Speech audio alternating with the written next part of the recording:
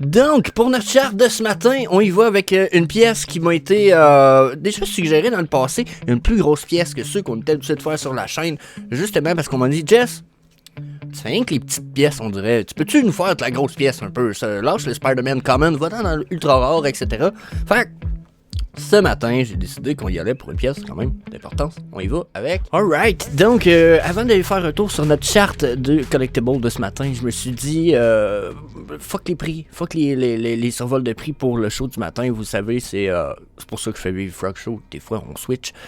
Là, ce matin, on y va pour les recherches qui m'ont été suggérées par un des membres de la communauté. Ça fait une couple de jours déjà en plus. J'ai oublié ton nom. Je m'excuse. I'm sorry. Mais écrit dans les commentaires. Je te dois des remerciements. Ça m'a permis de creuser un peu plus. Je l'avais vu. J'avais pas fouillé. Tu sais, des fois, on pousse pas. Mais là, ce qui se passe, c'est que Disney va sortir leur trading card game. Là, wow, minute. Pourquoi Jess Trading Card Game? Pourquoi tu nous parles de ça? Mais... Pour ceux qui sont dans le monde du trading card game, vous savez aussi que, exemple, Magic the Gathering, moi qui est un collectionneur et un joueur très très passager, on a un jeu sur ordinateur qui nous permet de jouer au même jeu qu'on a sur le jeu de table. Les cartes sont amazing, le jeu il est fucking le fun, le jeu au-dessus de 20 ans, ça a toujours fonctionné, ça fonctionne encore. Même si, bon, il y a beaucoup de choses qui se passent dans le monde de Magic the Gathering. Pour ceux qui sont dans ce monde-là, laissez-moi votre avis justement sur ce qui se passe dans le monde de Magic. On pourrait en discuter. Mais, crise de bon jeu, le fun, puis genre d'affaire qui est jouable avec tout le monde si tout le monde a appris les bases rapides du jeu. Funny, super évolutif, tu peux... oh my god, fucking nice. Et ils nous font ça avec Disney.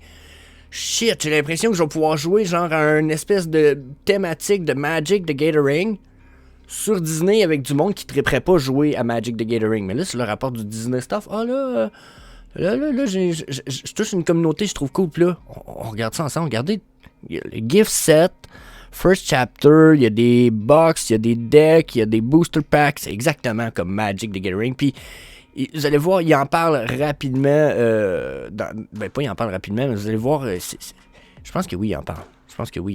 Bon, on n'appelle pas dans cet article-là, mais c'est comparé à Magic the Gathering parce que comme dans Magic the Gathering, vous avez le choix de choisir entre 5 couleurs de deck pour ce qui est de la création de votre paquet. Puis il va y avoir des personnages full cool là, justement. Regardez, on a Aladdin, on a Mickey Mouse en magicien, on a Moana, si je me trompe pas, Cruella, Blanche-Neige, le Roi Lion, je pense que c'est Simba.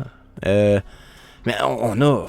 my goodness, que je trouvais ça cool pareil. Ici, on a en tout cas, la méchante sorcière. On a...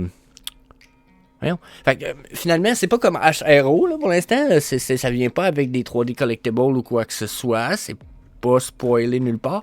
Mais ça me paraît intéressant. On y revient au côté NFT, la gang. Accrochez-vous, on va aller fouiller un petit peu plus creux. Mais là, je vais vous montrer les cartes.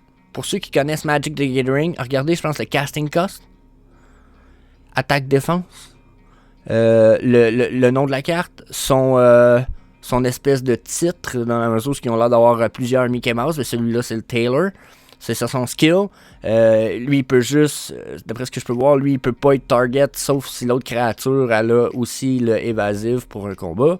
Donc ça me paraît vraiment cool, là. Ils ont l'air d'avoir mis de l'emphase, là. Ça ressemble beaucoup à une carte de Magic, puis il y a des phases, je trouve cool. Regardez, Stitch, Rockstar, lui, Shift 4, ok, tu peux payer 4 pour le jouer sur dessus d'un des Stitch characters que t'as, donc c'est comme une évolution, finalement. Parce que là, c'est tout ça ici, c'est comme stage 3, je sais pas c'est quoi les cristaux. J'ai pas compris c'était quoi les cristaux, regardez, il y a des cristaux stage 5, il y a 5 de force, 5 de défense, il a l'air fort. 3, 5, il a l'air d'être quoi, stage 3. Regardez ici, stage 1, c'est tout ça, coûte 3. Exert choosing character. Donc, le jeu, je trouve ça a l'air super, là. Ça me fait penser à Magic the Gathering à fond, puis le jeu est le fun, que ce soit Pokémon, Magic the Gathering, le jeu est le fun. Mais ils ont l'air d'avoir choisi les mêmes optiques. Robin des Bois. Nice. 4-4, 2 skills. Unrivaled Archer. Puis là, vous avez le choix entre plusieurs types de cartes, comme je vous disais. Mais, oui, Captain Hook. Captain Crochet. Vous avez le droit entre plusieurs types de cartes. Mais là, c'est ça parce que j'ai peut-être pas... j'ai pas la mémoire de me rappeler ce qu'il disait. Mais... le jeu est designé pour être facile à apprendre, facile à jouer pour ceux qui n'ont pas joué à des jeux avant. Ça promet, là, je vous donne mon avis là-dessus. Il y avait bien des choses décrites qui étaient intéressantes. Là, j'en cherchais une en particulier, un petit peu. Ah oui, c'est direct là où je pense que ça reste quand même fucking intéressant, puis qu'on se rapproche beaucoup du monde de la collection, qu'on est tous proches maintenant, ok? Il y en a beaucoup d'entre vous et moi qui collectionnent des pièces physiques avant, ou peut-être depuis Vivi. Ici, il est écrit que ING a parlé avec le designer de Locarno, puis le brand manager Ryan Miller, puis qui est un card game vétéran, okay, designer vétéran. Il dit, puis il a parlé avec eux, puis Ryan Miller, il a dit qu'il s'attendait à ce que ça devienne un jeu de cartes compétitif au même titre que Pokémon ou Magic the Gathering. Donc là, on a la possibilité de monter ses decks, 5, comme vous avez pu voir, je pense qu'il y a 5 catégories, 5 couleurs de créatures. Là, il a l'air d'avoir, c'est des sortes de cristaux en plus. Donc là, pour vrai, ça promet. Là après, ils vont-tu nous sortir un jeu vidéo avec ça, puis peut-être un trading card game online avec des NFT. On va aller voir ça. Je suis allé fouiller dans leurs patents qui ont sorti à propos de ça. Donc quand on regarde ça ici, regardez, ça date de octobre 25 2022. On a surtout beaucoup de jouets, ok? Des figurines d'action, card game, des jouets, des basketballs, des hats. Des handheld uniques pour jouer à des...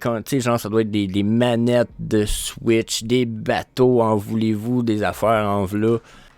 Donc, il parle de card game beaucoup, manipulative game, electronic game, parlor game, je sais pas, party game. Ils ont l'air d'avoir pas mal de stock. Puis plus qu'on continue, et ici, ils ont collectible printed trading card. Donc là, ça, c'est carrément pour les cartes qu'on vient de voir.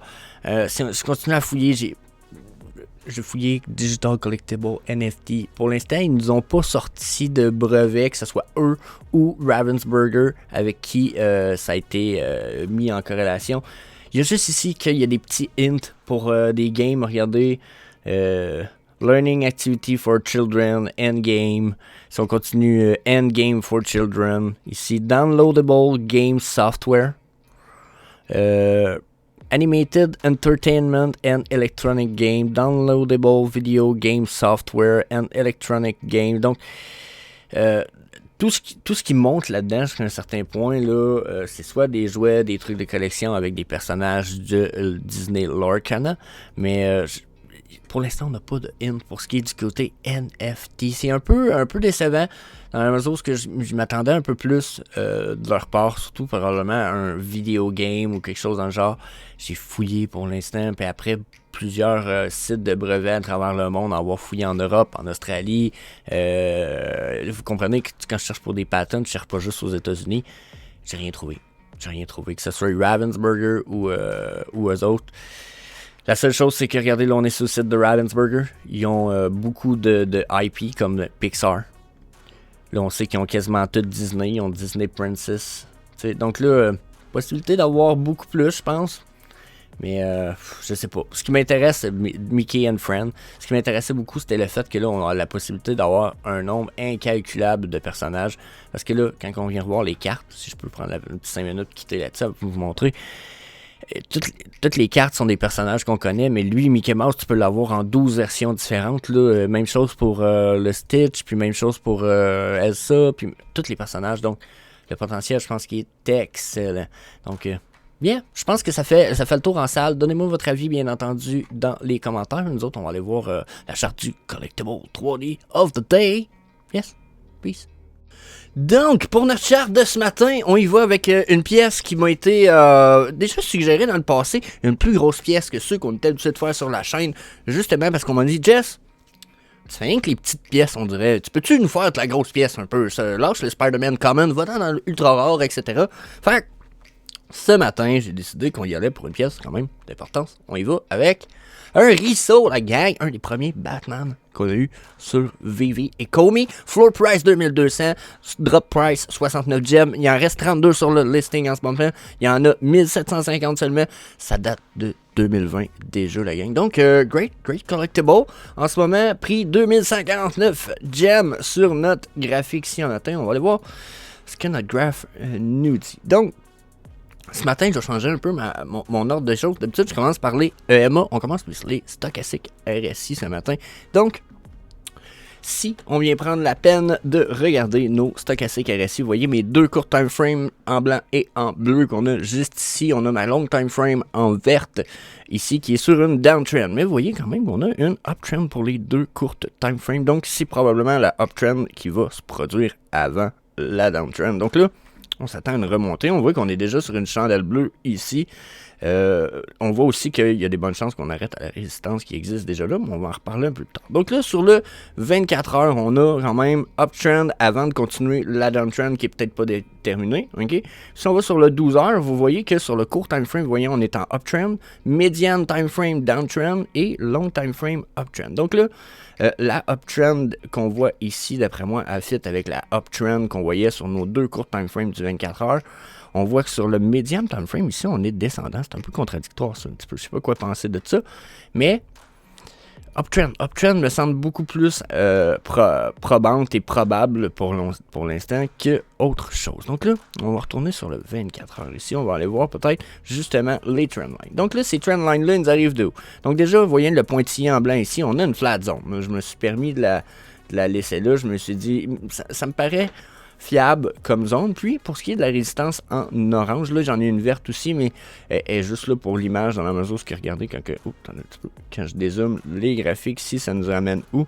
Donc, vous voyez, on avait une bonne zone de support qui partait de là, qui était ici, ici, ici. Mais là, tout ça, ça a été comme un peu... on est loin d'y retourner, ok? Ce qui est une bonne nouvelle. Par contre, pour quand on y va pour la résistance qu'on a sur le moment, regardez comment je peux appliquer ici et ici, qui est quasiment... ça fait pas ça date de quand? 2022, ça date de quasiment 6 mois. Vous 6 mois, puis après, depuis, regardez comment on est tombé ici sur des zones, on a retouché des zones importantes ici, ici, et encore la dernière fois, on s'en est très fortement rapproché ici sur nos chandelles. Donc là, personnellement, cette résistance-là, je la vois comme une résistance quand même assez importante pour l'instant. Je ne pense pas qu'on va être capable d'aller percer par-dessus celle-ci, et même chose pour la support trendline qu'on a ici en blanc. Donc là, triangulation ici, jusqu'à un certain point, quand on voit une triangulation descendante comme ça, on pourrait se préparer à un uptrend éventuellement. Donc là, ça peut être très bon signe, mais je vois une compression du prix sur encore un bon moment. Donc, on rajoute les EMA rapidement pour aller voir. Donc, si on rajoute les EMA, vous voyez ici, c'est rajouté quelques lignes en verte 55, première ligne jaune 89 et la deuxième qui est moins épaisse, on se trouve à avoir le EMA 100 juste ici. Si on regarde ces EMA personnellement là, je les vois continuer justement dans cette triangulation là dont je parlais et je les vois même, je vous dirais, dessiner une espèce de compression un peu plus importante de la triangulation. Donc là, mon pinceau, il a pris le pellet. C'est ici, mais... Mettons, je prends le MA 89, je le vois très bien continuer à descendre dans... Oh, il est peut-être descendu un peu plus drastique que j'aurais voulu le voir. Ici, dans la triangulation qu'on avait déjà avec la résistance en orange. Donc là, pour moi, tant que ça continue sur une downtrend comme ça, puis qu'on n'a pas compressé un peu plus, on percera pas. Fait que d'après moi, mon feeling de prime abord, quand je regarde tout ça avec l'expérience, je me dis, on va percer ces EMA-là encore une fois, on va retester, on risque d'aller faire des mouvements un peu comme ça, jusqu'à un moment donné où ce qu'on va percer. Est-ce qu'on va percer plus ici, ici? Est-ce qu'on va percer très bientôt ici? Je ne sais pas. Mais une fois qu'on va percer, mon feeling, c'est que de toute façon, on va percer puis on va consolider un petit peu comme ça avant de repartir sur une uptrend. Parce qu'on est bullish dernièrement, il faut l'avouer. On a des bons sentiments bullish. Puis, je pourrais même vous dire que je viens de voir une trendline qui pourrait nous donner un sentiment bullish. Là. Il y en a un gros qui pourrait voir ça ici. Je vais la mettre en verte. Ok, ça ici, là, ça pourrait très fortement être un autre... là, je vais cacher des MA un petit peu. Donc, ça pourrait très bien être une autre base pour une triangulation à venir. Donc, vous voyez, là, on a une compression des prix là-dedans. Donc, si ça continue à compresser, là, on pourrait avoir une uptrend plus rapidement que je le crois. Parce que, bon, personnellement, moi, je voyais plus une triangulation avec la horizontale qu'on a là. Mais c'est très possible qu'on en ait une avec ça ici. Vous voyez dernièrement comment on a des touches quand même puissantes là-dessus. On pourrait très bien être parti pour consolider. Donc là, dans les deux cas, mes prédictions bougent entre les 2000. Je pense pas qu'on va descendre bien en bas du 2000. Hein. On voit 1900 ici, là, mais entre les 2000 et les 2400 pour le RISO à prévoir. Si vous êtes capable de faire du flipping là-dedans, let's go all-in avec les 8,5% de frais. Puis tout, je sais pas s'il y a moyen de faire de l'argent entre 2000 et 2400. Attendez un petit peu. OK, j'ai regardé ça, il y a moyen de faire de l'argent pareil. Si vous avez acheté à 2000, exemple, le RISO, ou qui tombe à 2000 et que vous revendez à 2400, vous allez quand même faire quelque chose comme 230 gemmes de profit si on enlève les 8,5% de frais sur le RISO pour la vente. Donc là, oui, ça peut être un beau flip. Je pense qu'il y a possibilité et même forte chance que ça bouge là-dedans. Par contre, là, on est plus sur la uptrend, je pense. Donc, j'attendrais de voir la downtrend. Ça nous ramène, exemple, dans les 2000, au prix du 2000 gems alentour ici. Là. Vous voyez, on l'a touché dernièrement, 2000 gems. Si on retouche le 2000 gems, probablement une belle zone pour faire un achat. Puis un petit 200-300 gems de profit si vous réussissez à revendre ça sur le 2400 ici. Donc, ça peut être une belle opportunité de faire du flipping, évaluer ça. Ça bouge, c'est pas mal les mouvements dans lesquels je prévois que ça va bouger entre 2000 et 2400. Donc, ça fait le tour pour ce qui est de notre charte du RISO. Puis, sur ça, je vous invite à aller voir le prochain vidéo qui va apparaître à la place de ma tronche d'ici les 10 prochaines secondes. So, Peace!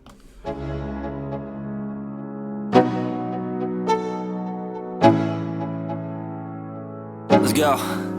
Yo.